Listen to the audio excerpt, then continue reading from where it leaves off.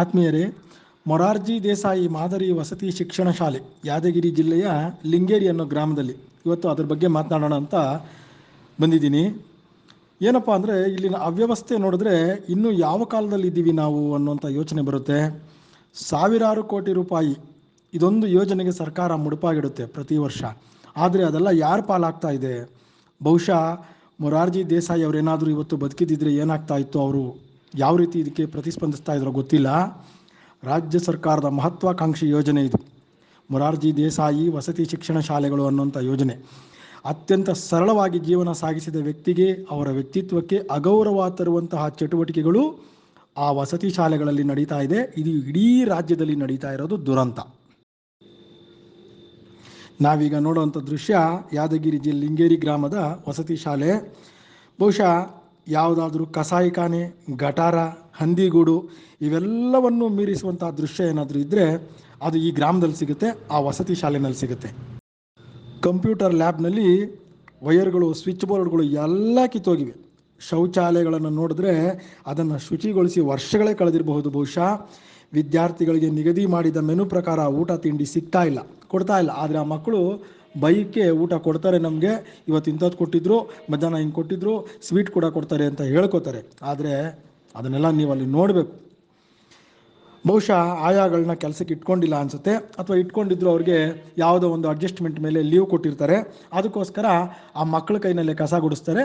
ಅಡ್ಜಸ್ಟ್ಮೆಂಟಲ್ಲಿ ಅವ್ರಿಗೆ ಸಂಬಳ ಅವ್ರಿಗೊಂದಿಷ್ಟು ಇವ್ರಿಗೊಂದಿಷ್ಟು ಅಂತ ಕೊಟ್ಕೊಂಡು ನಕಲಿ ಸಹಿ ಮಾಡಿ ಬಹುಶಃ ಡ್ರಾ ಮಾಡ್ತಾ ಇರಬಹುದು ಅನ್ನುವಂಥದ್ದು ನಮ್ಮ ಗಮನಕ್ಕೆ ಬಂದಿರುವಂಥದ್ದು. ಇಲ್ಲಿ ಸುಮಾರು 250 ವಿದ್ಯಾರ್ಥಿಗಳ ಸಂಖ್ಯೆ ಇದೆ. ತರಕಾರಿ ಇಲ್ಲದೆ ಇರೋ ಊಟ, ಸಾಂಬಾರು, ಪಲ್ಯ ಇನ್ನೂ ಮುಂತಾವೇನೇನೋ ಕೊಡ್ತಾರಂತೆ. ಯಾವುದೂ ಶುಚಿಯಾಗಿಲ್ಲ.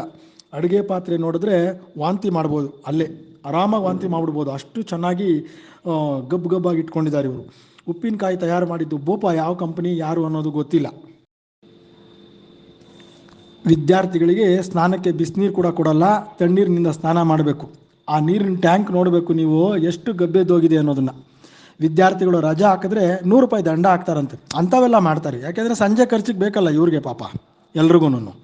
ಇಲ್ಲಿ ವಾಚ್ಮೆನ್ ಇರಬೇಕಾಗಿತ್ತು, ಅವನು ಕೂಡ ಬಹುಶಃ ಕಾಣಲಿಲ್ಲ. ಇಂಥ ವಸತಿ ಶಾಲೆ ನಡೆಸೋದಕ್ಕಿಂತ ಮುಚ್ಚುವುದು ಉತ್ತಮ ಅಂತ ನಮ್ಮ ಭಾವನೆ. ಶೌಚಾಲಯ ಗಬ್ಬೆದ್ದು ನಾರ್ತಾ ಇರೋದ್ರಿಂದ ಮಕ್ಕಳು ಈಗಲೂ ಕೂಡ ಬಯಲು ಶೌಚಾಲಯಕ್ಕೆ ಹೋಗ್ತಾ ಇದ್ದಾರೆ ಅಂತಂದರೆ ನಾಚಿಕೆ ಆಗಲ್ವಾ? ನಿಮ್ಮ ಮಕ್ಕಳು, ನೀವು ನಿಮ್ಮ ಕುಟುಂಬ ಇಲ್ಲೆಲ್ಲಾದರೂ ಹೋಗ್ತೀರೇನ್ರಿ? ಪ್ರಿನ್ಸಿಪಾಲ್ರೇ, ಹೆಡ್ ಮಾಸ್ಟ್ರೇ, ಮೇಸ್ಟ್ರುಗಳೇ, ಅಲ್ಲಿರೋ ಮಾನ್ಗೆಟ್ಟವ್ರೆ, ನೀವೆಲ್ಲ ಹೋಗ್ತೀರಾ? ನೀವು ಇರಿಸ್ತೀರಾ ನಿಮ್ಮ ಕುಟುಂಬನ ಕರ್ಕೊಂಬಂದಲ್ಲಿ?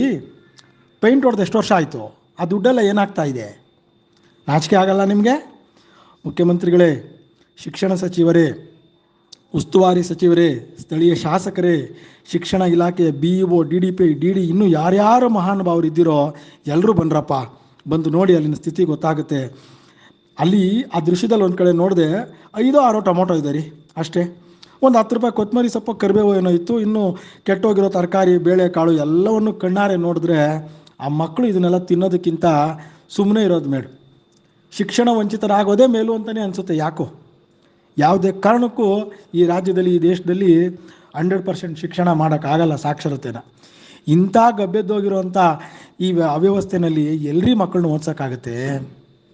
ಬಡವ್ರ ಮಕ್ಕಳು ಅಂದರೆ ಅಷ್ಟೊಂದು ಅಸಡ್ಡೇನಾ? ನಾಚಿಕೆ ಆಗಬೇಕು. ಈ ಕೂಡಲೇ ಇವರೆಲ್ಲರೂ ಈ ಸಿಬ್ಬಂದಿನ, ಪ್ರಿನ್ಸಿಪಾಲ್ನ, ಈ ಶಿಕ್ಷಕರನ್ನ ವಜಾ ಮಾಡಬೇಕು ಮತ್ತು ಕಸ್ಟಡಿಗೆ ತಗೋಬೇಕು ಇವ್ರನ್ನ. ನಮ್ಮ ವರದಿಗಾರ ಯಾಸೀನ್ ತಾಡಪಲ್ಲಿ ಅಲ್ಲಿಂದ ಕಳಿಸಿರುವಂಥ ಈ ವರದಿನ ನೋಡೋಣ ಬನ್ನಿ. ಮಧ್ಯಾಹ್ನ ಪಲ್ಯ, ರೊಟ್ಟಿ, ಅನ್ನ ಸಾರು. ಸ್ವೀಟು ಸಜ್ಜಿಕ ಕೊಟ್ಟಾರಿ ಸರ್. ಕೊಟ್ಟಾರಿ ಸರ್. ಹಾಂ ರೀ ಸರ್, ಮೆನು ಚಾರ್ಟ್ ಪ್ರಕಾರ ಹಾಕ್ತಾರೆ. ಸರ್ ನೀವೇ ಹೇಳಿರಿ. ನಿಮ್ಗೆ ಹೇಳ್ಯಾರ ಸರ್? ಹೇಳ್ಯಾರ ಕ್ಲೀನ್ ಮಾಡಂತ? ಮತ್ತು ಆಕೆ ಬಂದು ಮಾಡ್ತಾವೆ ಬಿಡು. ಮ್ಯಾಟ್ರಿಕ್ಸ್ ಇಷ್ಟು ಡಬಲ್ ಯಾಕ್ರಿ ಇಲ್ಲಿ? ಪ್ರತಿಯೊಬ್ಬರಿಗೂ ಒಂದೊಂದು ರೀ. ಒಬ್ಬ ಹುಡುಗ ಒಂದು ಕೊಟ್ಟಿರ್ತೀವಿ. ಫ್ಯಾನ್ ಚಾಲು ಕರ್, ಅದೊಂದು ಚಾಲು ಮಾಡ್ರಿ ಫ್ಯಾನ್.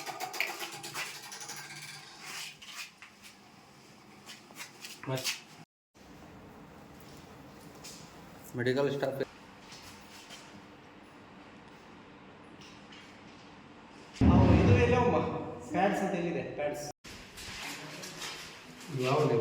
ಪಾಸ್ ಆಗಲ್ಲ ಹೊರಗಡೆ. ಸರ್ ಏನು ರೀ ನೋಡ್ರಿ ಸರ್ ಈಗ ಅದು ನೀರು ಪಾಸೇ ಆಗಲ್ಲ. ನೀರು ಇಲ್ರಿ ಸರ್ ಏನಾರು ಮಾಡ್ಬೇಕು ಸರ್. ರೋಗಗಳು ಬದಲಿಂತ ಬರೋದು ಇದ್ರಲಿಂದ ಸರ್. ಎಲ್ಲ ಕರೆಕ್ಟ್ ಮಾಡಿ ಇದು ಇಟ್ಟರೆ ಇದೇ ಮೇನ್.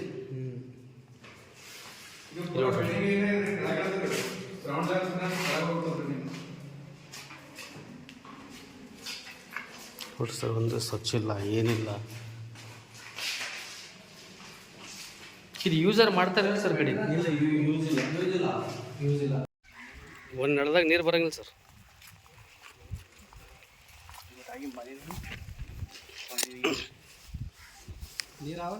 ಏನೂ ಇಲ್ಲ ಸರ್. ಯಾವಾಗ ರೀ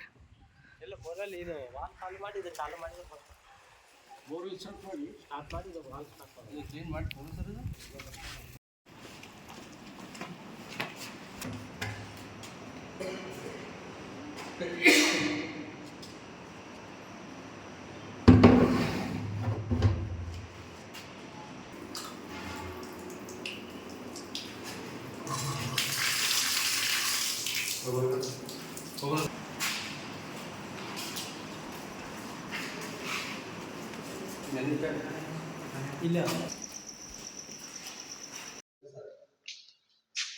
ಟಾಯ್ಲೆಟ್ ಬಾತ್ರೂಮ್ದು ಶರತ್ AW ಪ್ರೈಸ್ GPS ಫೋಟೋ ಹಾಕಿದ್ದು ಸರ್. ನೀರಿನ ಸಮಸ್ಯೆ ಯಾವಾಗ ನೋಡಿದ್ರೆ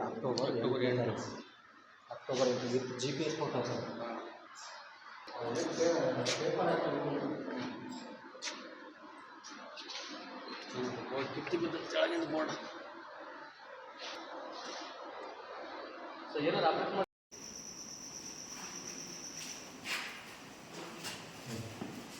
एक मिनट रुको बा सब ಹೊರಗೆ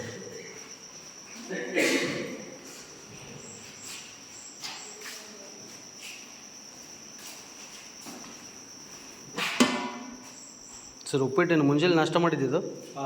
ಹಾಂ ಬೆಳಗ್ಗೆ ಸೀರಾ ಇದೆ ಸ್ವೀಟ್.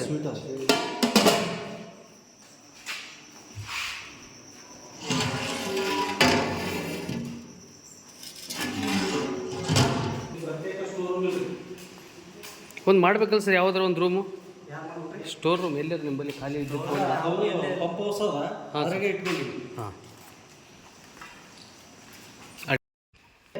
ಭೋಜನಾಲಯ ಅಂತ ಪೂರ್ತಿ ಹಿಂಗಾದ್ರೆ ಅಡುಗೆ ಮಾಡೋಕ್ಕೆ ಆಗಲ್ಲ. ಒಟ್ಟು ಅನ್ನ ಇಟ್ಟರೆ ಹಿಂಗೆ ನಿಂತಿರ್ತಾರೆ.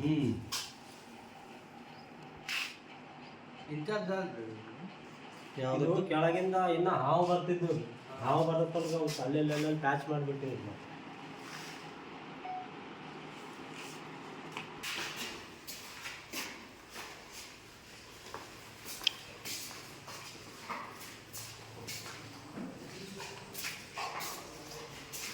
ಇದು ಸ್ವಚ್ಛ ಇದೆ ನೋಡಿರಿ. ಇಲ್ಲ ಇದನ್ನು ನೀರು ಹೋಗಲ್ಲ ಸರ್. ಹೋಗಿದ್ರಿ ಸರ್ ಇದು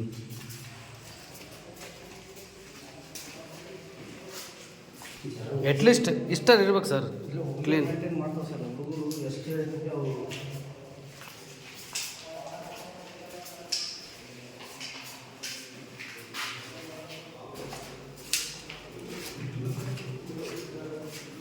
ಇದು ಬೋರ್ಡ್ ಸುಟ್ಟದೆ ಸರ್. ಇಲ್ಲಿ ಬಾಲಕಿಯರ ವಸತಿಯಲ್ಲಿ ಶೌಚಾಲಯಗಳು ಯಾವುದು ಕರೆಕ್ಟ್ ಇಲ್ಲ, ಕಿಟಕಿ ಬಾಗಿಲ ಕರೆಕ್ಟ್ ಇಲ್ಲ, ಬಾಯ್ಸಲ್ಲಿ ಅಂತಾರೆ ಬಾತ್ರೂಮ್ ಇಲ್ಲ, ಶೌಚಾಲಯ ಏನೂ ಇಲ್ಲ ಸರ್. ಇದಕ್ಕೆ ಏನು ಹೇಳೋಕ್ಕೆ ಇಷ್ಟಪಡ್ತೀರಿ ಸರ್ ನೀವು? ಸರ್ ಈ ಬಿಲ್ಡಿಂಗ್ ಆಗಿ 25 ವರ್ಷ ಕಳೆದವು. ಆ 25 ವರ್ಷದಿಂದ ಏನೇನು ಸಣ್ಣ ಪುಟ್ಟ ಪ್ರಾಬ್ಲಮ್ ಹಾಕೋದು ಬಂದಿದೆ ಅದು ಹಾಗೇ ಪೆಂಡಿಂಗ್ ಉಳಿದಿದೆ. ಈಗ ನೋಡಿದರೆ ನೀರು ಸಪ್ಲೈ ಪಾಸ್ ಆಗ್ತಾ ಇಲ್ಲ ಮತ್ತು ಎಲ್ಲ ಟಾಯ್ಲೆಟಲ್ಲಿ ಒಳಗಡೆ ಬ್ಲಾಕ್ ಆಗಿದ್ದಾವೆ, ಮಣ್ಣು ಅದು ಎಲ್ಲ ಹೋಗಿ. ನಾವು AW ಅವರಿಗೆ 2-3 ಸರ್ತಿ ಲೆಟ್ರ್ ಬರೆದಿದ್ದೀನಿ. ನಾನು ಬಂದು ಇಲ್ಲಿ 4 ತಿಂಗಳಾಯಿತು. 4-5 ಲೆಟ್ರ್ ಕೂಡ ಬರೆದಿದ್ದೀವಿ. ಮತ್ತು MLCಗೆ ಒಂದು ಲೆಟ್ರ್ ಕೊಟ್ಟಿದ್ದೀವಿ. ಮೊನ್ನೆ ಶರಣಗೌಡ ಕಂದಕೂರು ಅವ್ರಿಗೂ ಕೂಡ ಒಂದು ಲೆಟ್ರ್ ಕೊಟ್ಟಿದ್ದೀವಿ. ಇಲ್ಲಿನ ಬೇಸಿಕ್ ಪ್ರಾಬ್ಲಮ್ಸ್ ಏನವ ಅವೆಲ್ಲ ಸಾಲ್ವ್ ಮಾಡಿ ಅಂತ. ಆದರೆ ಇದುವರೆಗೂ ನಮ್ಗೆ ಯಾವುದೇ ಪ್ರತಿಫಲ ದೊರೆತಿಲ್ಲ. ಎದಕ್ಕೆ ಪ್ರತಿಫಲ ಕೊಡೋಕತ್ತೀವಿ ಸರ್ ಅವರು? ಈಗ ಅದು ಉದ್ದೇಶ ಏನು ಅವ್ರದ್ದು ಉದ್ದೇಶ ನಮ್ಗೆ ಗೊತ್ತಿಲ್ಲ ಸರ್. ಯಾಕಂದರೆ ಮೇಲಧಿಕಾರಿಗಳ ಹತ್ರ ನನ್ನ ಹಂತದಲ್ಲಿ ನಾನೇನು ಮಾಡಲಿಕ್ಕೆ ಸಾಧ್ಯ ಇದೆಯೋ ಆ ಎಲ್ಲ ಕೆಲಸಗಳನ್ನು ಮಾಡಿದ್ದೀನಿ ಸರ್. ಹುಡುಗರು ಎಷ್ಟು ಕಷ್ಟಪಟ್ಟಾರೆ ಗೊತ್ತಿಲ್ಲ. ಇಲ್ಲ ನಿಜ, ಹುಡುಗರಿಗೆ ಭಾಳ ತೊಂದರೆ ಆಗಿದೆ. ನಾನು ಲೆಟ್ರಲ್ಲಿ ಬುಕ್ ಕೂಡ ಬರೆದಿದ್ದೀನಿ. ವೈಯಕ್ತಿಕವಾಗಿ AW ಅವರಿಗೆ ವಾಟ್ಸಪ್ಪು ಕೂಡ ಹಾಕಿದ್ದೀನಿ. ಇದನ್ನು ನಮ್ಮ DD ಮೇಡಮ್ ಅವ್ರ ಗಮನಕ್ಕೂ ಕೂಡ ತಂದಿದ್ದೀನಿ. ನಾಳೆ ಸಮಸ್ಯೆ ಆದರೆ ತೊಂದರೆ ಆಗುತ್ತೆ. ಮಕ್ಕಳೆಲ್ಲ ಬಯಲು ಶೌಚಾಲಯಕ್ಕೆ ಹೋಗ್ತಾ ಇದ್ದಾರೆ. ಅದನ್ನು ತಪ್ಪಿಸ್ಬೇಕಂದ್ರೆ ನಮಗೆ ಪ್ರತ್ಯೇಕವಾದಂಥ ಶೌಚಾಲಯಗಳು ಬೇಕು, ಬಾಯ್ಸ್ಗೊಂದು ಮತ್ತು ಗರ್ಲ್ಸಿಗೊಂದು ಅಂತ ಹೇಳಿದ್ದೀನಿ. ಇನ್ನೂ ನಮಗೆ ಅದಕ್ಕೆ ಯಾವುದೇ ರೀತಿ ಪ್ರತಿಕ್ರಿಯೆ ದೊರೆತಿಲ್ಲ.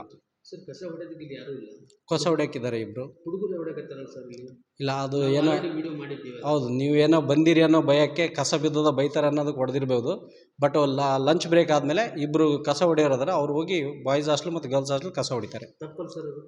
ಇಲ್ಲ, ನೀವು ಹುಡುಗರು ರಾಟಿ ಹಾಕಿದ್ದೀರಾ ಸರ್ ಅವ್ರಿಗೆ ಹೊಡೆಯೋದು? ಇಲ್ಲ ಹುಡುಗರು ನಿಮ್ಮೆದ್ರನ್ನೇ ಕೇಳಿದ್ನಲ್ಲ ಸರ್ ನಾನು. ಸರ್ ನಮ್ಮಿಂದ ಕೇಳಿದ್ರೆ ನಾವು ನೋಡಿವಲ್ಲ ಸರ್. ಅಲ್ಲ, ನೀವು ನೋಡ್ರಿ, ನಾನು ನೋಡಿದ್ದೀನಿ ಹುಡುಗ ಕಸ ಹೊಡೆಯೋದು.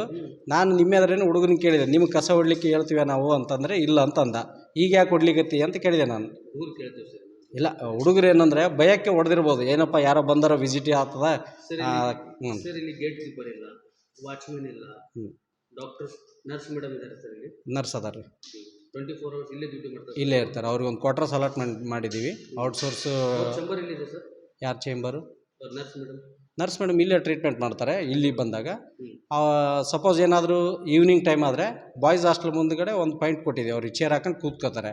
ಸ್ಟಡಿ ಅವರ್ಸ್ ರಾತ್ರಿ ಊಟ ಆಗೋವರೆಗೂ ಏನೇ ಟ್ರೀಟ್ಮೆಂಟ್ ಇದ್ದರೆ ಅಲ್ಲಿ ಅವರು ಟ್ರೀಟ್ಮೆಂಟ್ ಮಾಡ್ತಾರೆ. ಸಪ್ರೇಟ್ ಆದ ರೂಮ್ ಇಲ್ಲ. ಸರ್ ನಿಮ್ಮ ಕಡೆಯಿಂದ ಮೇಲಧಿಕಾರಿಗಳಿಗೆ ಏನು ಹೇಳಕ್ಕೆ ಇಷ್ಟಪಡ್ತೀವಿ ಸರ್ ನೀವು?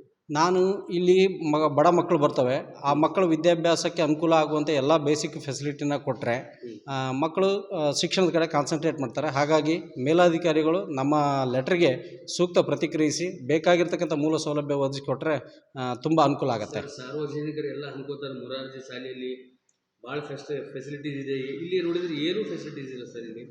ಹೌದು, ಇಲ್ಲಿ ಸಾಮಾನ್ಯವಾಗಿ ಬೆಡ್ ಬಂದಿದೆ, ಆದರೆ ಕಾಟ್ ಇಲ್ಲ. ಆ ಕಾಟಿಗೆ ಕೂಡ ರಿಕ್ವೆಸ್ಟ್ ಕೊಟ್ಟಿದ್ದೀವಿ. ಸೋಲಾರ್ ವಾಟರ್ ಹೀಟ್ರ್ ಅದಾವ, ಸೋಲಾರ್ ಬೀದಿ ದೀಪಗಳದಾವ, ಕೆಲವೊಂದು ಅಂದರೆ ಬೇಸಿಕ್ ಅದಾವೆ, ಕಂಪ್ಯೂಟರ್ಗಳಿಲ್ಲ. ಈ ಥರದ್ದು ತೊಂದರೆ ಇಲ್ಲಿ ಅದ. ಅಧಿಕಾರಿಗಳು ಲಾಸ್ಟ್ ಟೈಮ್ ವಿಸಿಟ್ ಮಾಡಿದರು. ಜೂನಲ್ಲಿ ಅಲ್ಲ ಸರ್, ನಾನು ಬಂದಿರಲಿಲ್ಲ, ನಾನು ಜುಲೈಯಲ್ಲಿ ಜಾಯ್ನ್ ಆಗಿದ್ದೀನಿ. ಇಲ್ಲಿ ಜೂನಲ್ಲಿ ಒಂದು ಸಲ ವಿಸಿಟ್ ಮಾಡಿದ್ದಾರೆ ಡಿ ಮೇಡಮ್ ಅವರು. ಟೋಟಲ್ ಸ್ಟ್ರೆಂತ್ ಎಷ್ಟು ಸರ್ ಇಲ್ಲಿ? ಟೋಟಲ್ ಇಲ್ಲಿ 240 ಇದೆ sir. 240 combined. Thank you. Suresh ತಡಿಬಿಡಿ ಅಂತೇಳಿ. ಸುರೇಶ್ ತಡಿಬಿಡಿ. ಹಾಂ.